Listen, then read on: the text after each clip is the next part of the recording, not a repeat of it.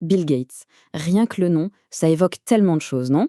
D'un côté, l'architecte de notre monde numérique. De l'autre, une figure centrale, presque incontournable de la santé mondiale. C'est un personnage fascinant, pétri de contradictions. Et c'est ça qu'on va essayer de démêler aujourd'hui. Qui est vraiment l'homme derrière le mythe? Écoutez bien cette phrase. C'est Bill Gates lui-même qui le dit.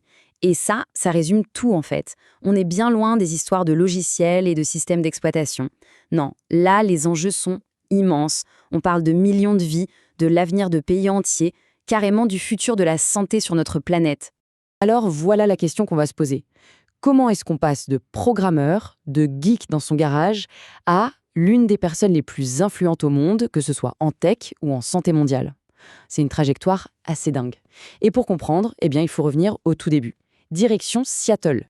Première partie donc, l'architecte du code. D'un garage de Seattle à la domination mondiale. Oui, tout part de là, de Seattle. D'un gamin avec une ambition folle et une fascination, presque une obsession, pour cette nouvelle machine qui allait, littéralement, changer la face du monde. Alors, si on regarde les grandes dates, le parcours a l'air presque classique. Un vrai petit prodige. Il naît en 55, à 13 ans il tombe dans la marmite de la programmation, et à 20 ans, le coup de poker, il plaque Harvard pour lancer Microsoft avec Paul Allen. 10 ans plus tard, boum, la première version de Windows, c'est le début de l'Empire. Mais franchement, derrière ces dates un peu froides, le personnage est bien plus complexe, bien plus atypique que ça. Pour vraiment saisir comment Microsoft a pu exploser comme ça, il faut s'intéresser au jeune Bill Gates. Et ce n'était pas juste un génie, c'était aussi un gamin, disons, difficile. On raconte que sa grand-mère, qui lui a appris à jouer aux cartes, ne le laissait jamais, jamais gagner. Ça vous forge un esprit de compétition. Ses profs le trouvaient arrogant, en conflit permanent avec l'autorité. Et lui-même, il le dit, il pense qu'aujourd'hui on le diagnostiquerait peut-être sur le spectre autistique. C'est cette intensité et cette façon de penser différente qu'il va retrouver chez son ami Paul Allen. Et c'est ce duo qui va être le vrai réacteur de Microsoft. On arrive maintenant à la deuxième partie, les barbares à la porte. Avec ce sous-titre qui en dit long, la vue de l'intérieur de l'empire Microsoft. Parce qu'on a cette image d'un génie de la stratégie qui calcule chaque coup à l'avance, un peu comme un joueur d'échecs. Mais est-ce que c'était vraiment ça ? Quand on regarde de l'intérieur, l'histoire est un peu différente. Voilà, c'est exactement ça. La perception de l'extérieur, c'était une machine de guerre, une entreprise menée d'une main de fer avec une stratégie implacable. Mais la réalité, de l'intérieur, un des premiers développeurs a eu cette image géniale. Il a dit, ça ressemblait plus à du rafting en eau vive. On imagine bien la scène, un chaos total. Tout le monde qui crie des ordres en même temps pour essayer d'éviter le prochain rocher. Et ce chaos, parfois, il mène à des erreurs monumentales. L'exemple le plus connu, c'est Internet. C'est fou d'y penser aujourd'hui. Mais au début des années 90, Microsoft a complètement raté le coche. Leurs développeurs planchaient déjà sur des protocoles Internet, mais Gates et son équipe, eux, ils étaient obsédés par un autre truc, un projet futuriste de télé interactive à haut débit. Du coup, ils ont regardé l'Internet de l'époque et ils se sont dit « c'est pas sérieux ce truc ». Ils l'ont complètement snobé. Et cet aveuglement, ça a laissé un boulevard énorme à leur concurrent, Netscape, qui a failli leur coûter leur empire.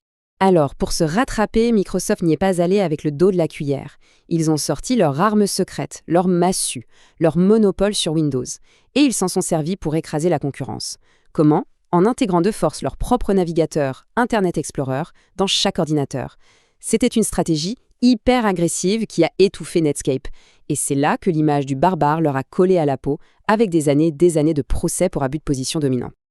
Et puis vient le deuxième acte, une transformation, mais alors spectaculaire. On passe au gardien du monde, le philanthrope mondial, l'impitoyable mania de la tech qui se mue en quelque sorte en sauveur du monde. Regardez ce chiffre, 37 milliards de dollars. C'est vertigineux. Il faut bien comprendre ce que ça représente. On n'est plus du tout dans la charité traditionnelle. C'est une puissance de frappe financière qui est supérieure au budget de plein de pays. La Fondation Gates, ce n'est pas juste une ONG parmi d'autres, c'est devenu un acteur géopolitique, un poids lourd. Et avec cet argent, les ambitions sont à la hauteur. Rien que ça. Sauver des millions d'enfants, éradiquer des maladies mortelles comme le sida, la tuberculose ou le paludisme, sortir des millions de gens de la pauvreté, c'est comme si l'ambition démesurée de Microsoft avait été transposée à l'échelle de l'humanité tout entière.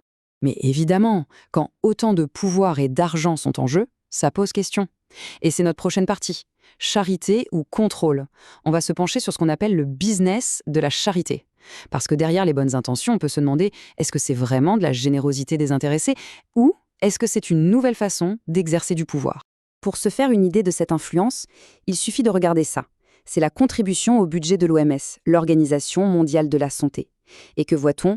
La Fondation Gates est le deuxième plus gros contributeur, juste derrière les États-Unis. C'est énorme.